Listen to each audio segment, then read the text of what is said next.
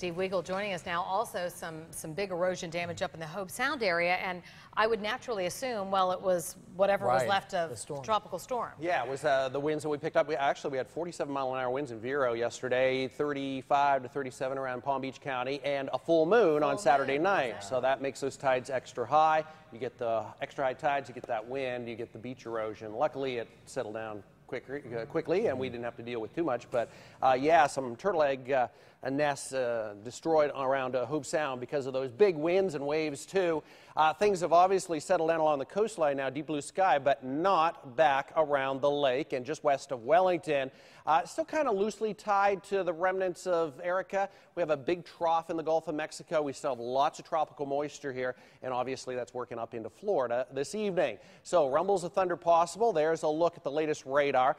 Real solid line of strong storms fired up around 20 Mile Bend in Loxahatchee. So just west of Wellington, and everything moving from the south toward the north. Lots of lightning strikes here. A counter at one point almost up to 100 in the last few minutes, and big storms coming into Belglade after earlier rains there. Look at how close. Well, it's right into Loxahatchee now, almost into Wellington.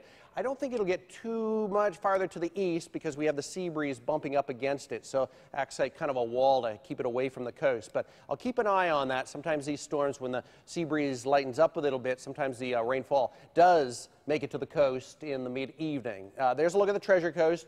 Real nice solid line of rain here that's coming in around Port St. Lucie, around Cobblestone. Should stay just west of 95 in the next 30 minutes, but after that, working between 95 and the Turnpike. Also a little bit of rain. Northern Treasure Coast, just north and west of Vero. So here's the evening forecast. Obviously that inland rain, fairly dry along the coastline. Those storms staying west of 95 and the Turnpike, and there's a look overnight, tapering off everywhere. Beautiful shots sent in earlier today from the storms up around Sebastian. This was sent in by Rich. You look at this, well, nice cloud. But there's a little spot right here. This is called iridescence. It's a little, kind of like a rainbow in the sky where all the colors of the rainbow spread out. And it's pretty rare to see this.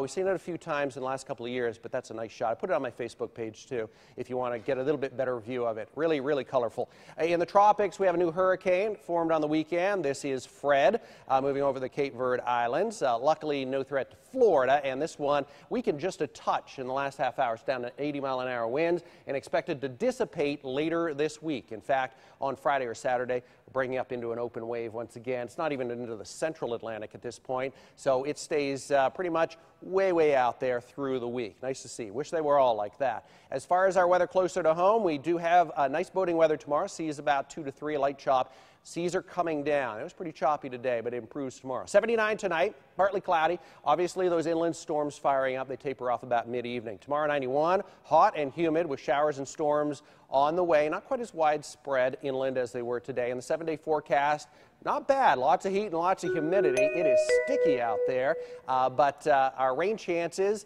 are focused more around the lake than the coastline through Friday and Saturday.